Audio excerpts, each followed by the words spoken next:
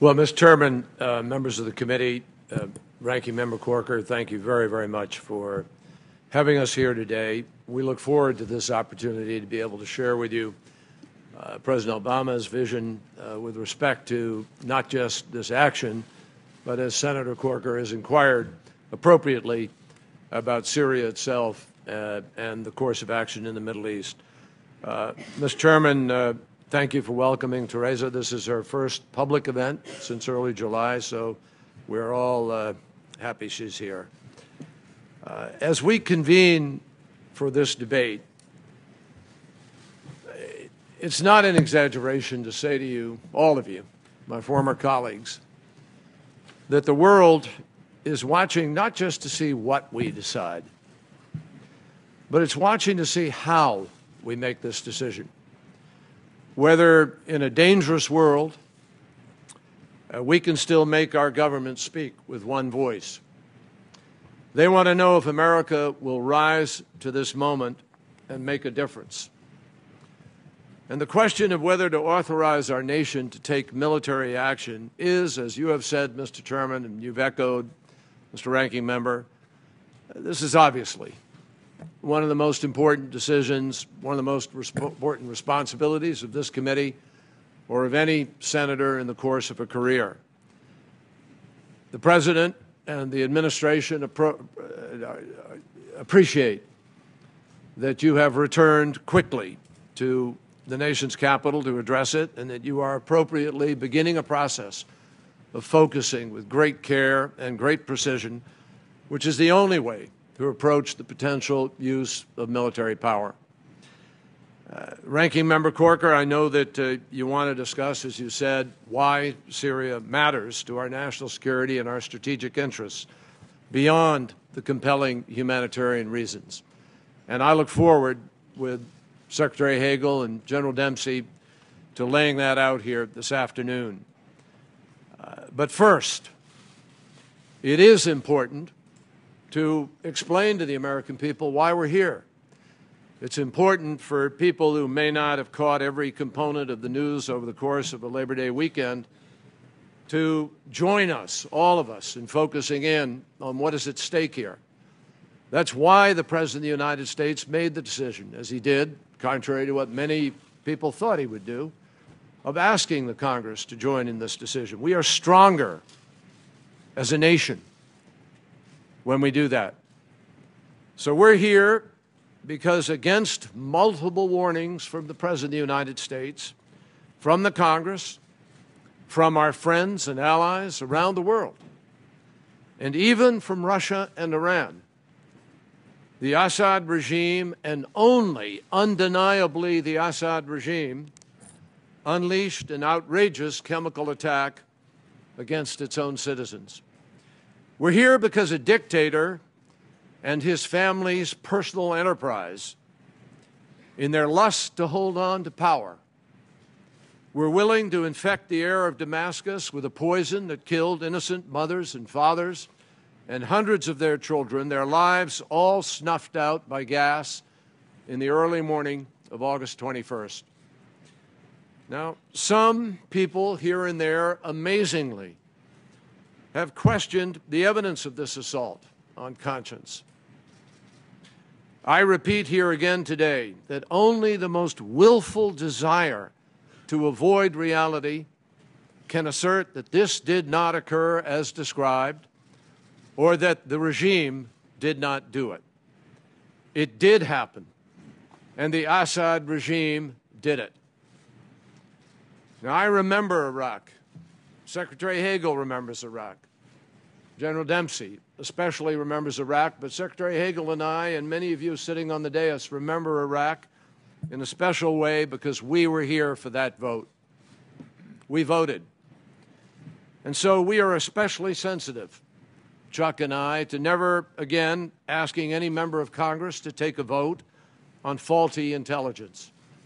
And that is why our intelligence community has scrubbed and rescrubbed the evidence.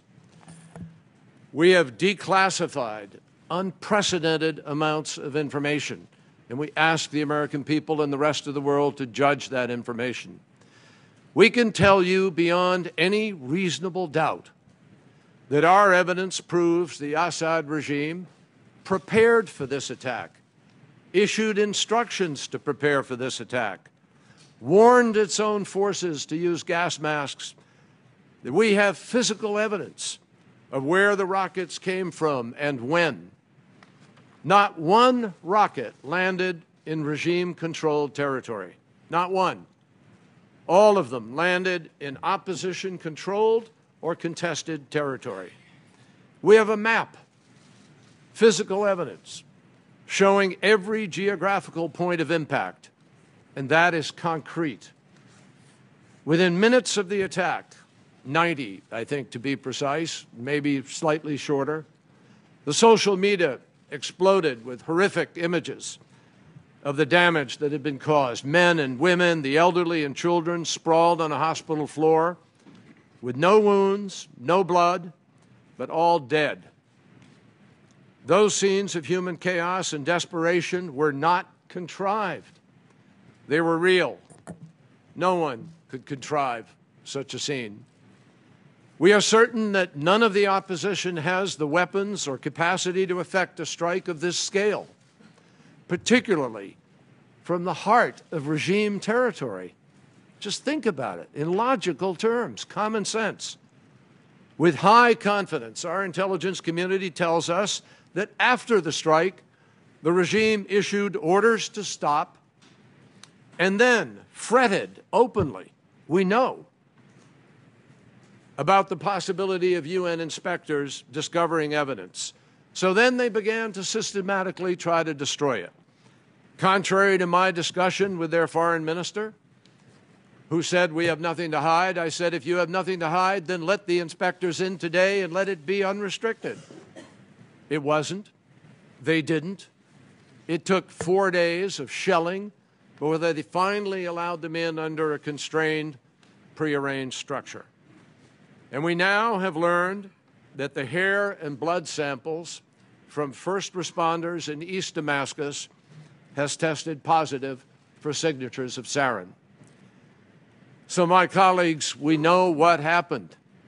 For all the lawyers, for all the former prosecutors, for all those who have sat on a jury, I can tell you that we know these things beyond the reasonable doubt that is the standard by which we send people to jail for the rest of their lives.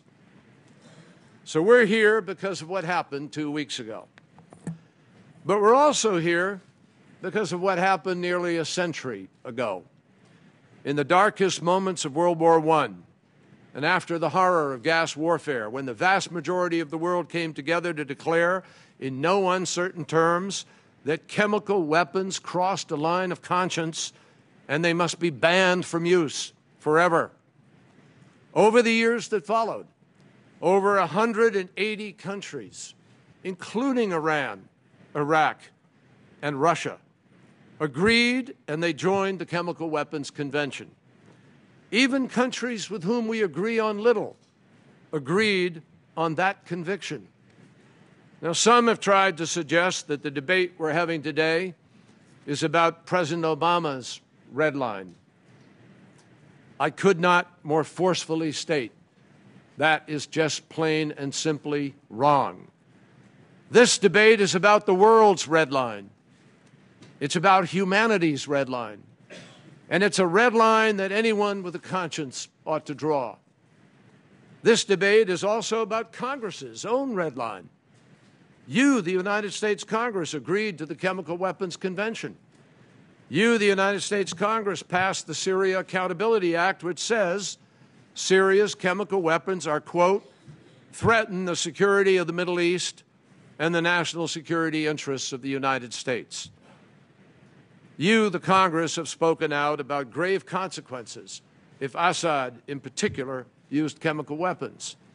So I say to you, Senator Corker, that is one of the reasons why Syria is important. And as we debate and the world watches, as you decide and the world wonders, not whether Assad's regime executed the worst chemical weapons attack of the 21st century. That fact, I think, is now beyond question. The world wonders whether the United States of America will consent through silence to standing aside while this kind of brutality is allowed to happen without consequence. In the nearly 100 years since the first global commitment against chemical weapons, only 2 tyrants dared to cross the world's brightest brine. Now Bashar al-Assad has become the third, and I think all of you know that history holds nothing but infamy for those criminals, and history reserves also very little sympathy for their enablers. So the reality is the gravity of this moment. That is the importance of the decision that this Congress faces and that the world is waiting to learn about in these next days. Now, Ranking Member Corker asked a central question. Why should Americans care beyond what I've just said, which ought to be enough in the judgment of the President and this administration? Well, it is clear that in addition to what I've just mentioned about the Syria Accountability Act and the threat to the Middle East, we cannot overlook the impact of chemical weapons and the danger that they pose to a particularly volatile area of the world in which we've been deeply invested for years because we have great friends there, we have allies there, we have deep interests there. Since President Obama's policy is that Assad must go, it is not insignificant that to deprive him of the capacity to use chemical weapons or to degrade the capacity to use those chemical weapons actually deprives him of a lethal weapon in this ongoing civil war, and that has an impact. That can help to stabilize the region ultimately. In addition, we have other important strategic national security interests, not just in the prevention of the proliferation of chemical weapons, but to avoid the creation of a safe haven in Syria or a base of operations for extremists to use these weapons against our friends. All of us know that the extremes of both sides are there, waiting in the wings, working and pushing and fighting. They'd be desperate to get their hands on these materials. And the fact is that if nothing happens to begin to change the equation or the current calculation, that area can become even more so an area of ungoverned space where those extremists threaten even the United States, and more immediately, if they get their hands on those weapons, allies and friends of ours like Jordan or Israel or Lebanon or others.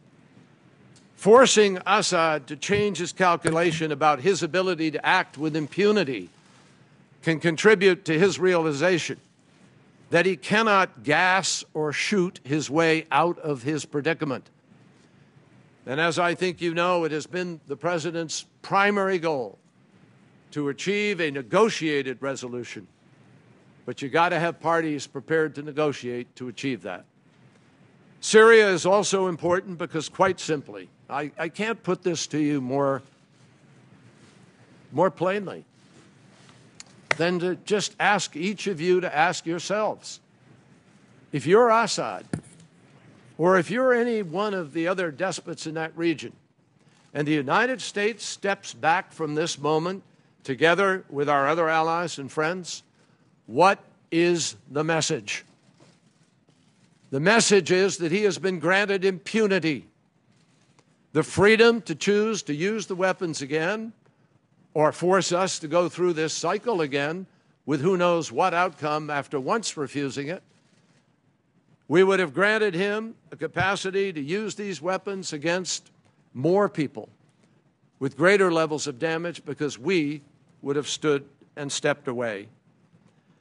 As confidently as we know what happened in Damascus, my friends, on August 21st, we know that Assad would read our stepping away or our silence as an invitation to use those weapons with impunity. And in creating impunity, we will be creating opportunity. The opportunity for other dictators and/or terrorists to pursue their own weapons of mass destruction, including nuclear weapons.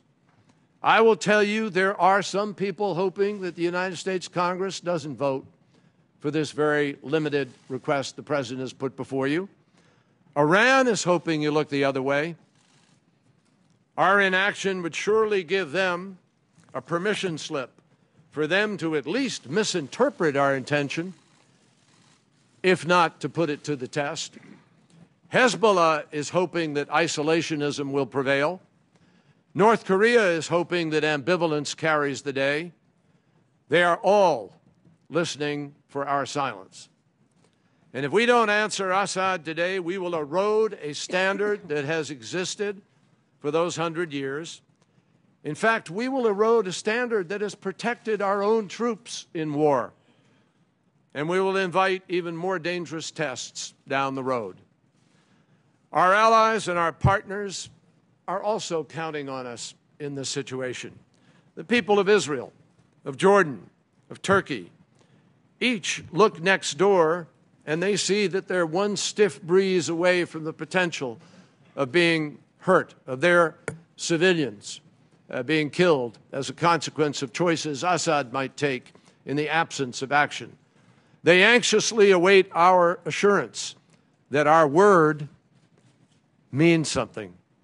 They await the assurance that if the children lined up in unbloodied burial shrouds were their own children, that we would keep the world's promise. That's what they're hoping. So the authorization that President Obama seeks is definitively in our national security interest. We need to send to Syria and to the world, to dictators and to terrorists, to allies and to civilians alike, the unmistakable message that when the United States of America and the world say never again, we don't mean sometimes, we don't mean somewhere. Never means never. So this is a vote for accountability. Norms and laws that keep the civilized world civil mean nothing if they're not enforced. As Justice Jackson said in his opening argument at the Nuremberg trials, the ultimate step in avoiding periodic wars, which are inevitable in a system of international lawlessness, is to make statesmen responsible to the law. If the world's worst despots see that they can flout with impunity prohibitions against the world's worst weapons, then those prohibitions are just pieces of paper. That is what we mean by accountability, and that is what we mean by we cannot be silent. So let me be clear. President Obama is not asking America to go to war. And I say that sitting next to two men, Secretary Hagel and Chairman Dempsey, who know what war is. Senator McCain knows what war is. They know the difference between going to war and what President Obama is requesting now. We all agree there will be no American boots on the ground. The President has made crystal clear we have no intention of assuming responsibility for Syria's civil war. He is asking only for the power to make clear, to make certain that the United States means what we say, that the world, when we join together in a multilateral statement, mean what we say. He's asking for authorization to degrade and deter Bashar al-Assad's capacity to use chemical weapons. Now, some will undoubtedly ask, and I think appropriately, what about the unintended consequences of action? Some fear a retaliation that leads to a larger conflict. Well, let me put it bluntly. If Assad is arrogant enough, and I would say foolish enough, to retaliate to the consequences of his own criminal activity, the United States and our allies have ample ways to make him regret that decision without going to war. Even Assad's supporters, Russia and Iran, say publicly that the use of chemical weapons is unacceptable. Now, some will also question the extent of our responsibility. To them, I say, when someone kills hundreds of children with a weapon the world has banned, we are all responsible. That is true because of treaties like the Geneva Convention and the Chemical Weapons Convention, and for us, the Syria Accountability Act. But it's also true because we share a common humanity and a common decency. This is not the time for armchair isolationism. This is not the time to be spectators to slaughter. Neither our country nor our conscience can afford the cost of silence. We have spoken up against unspeakable horror many times in the past. Now we must stand up and act. And we must protect our security, protect our values, and lead the world with conviction that is clear about our responsibility. Thank you.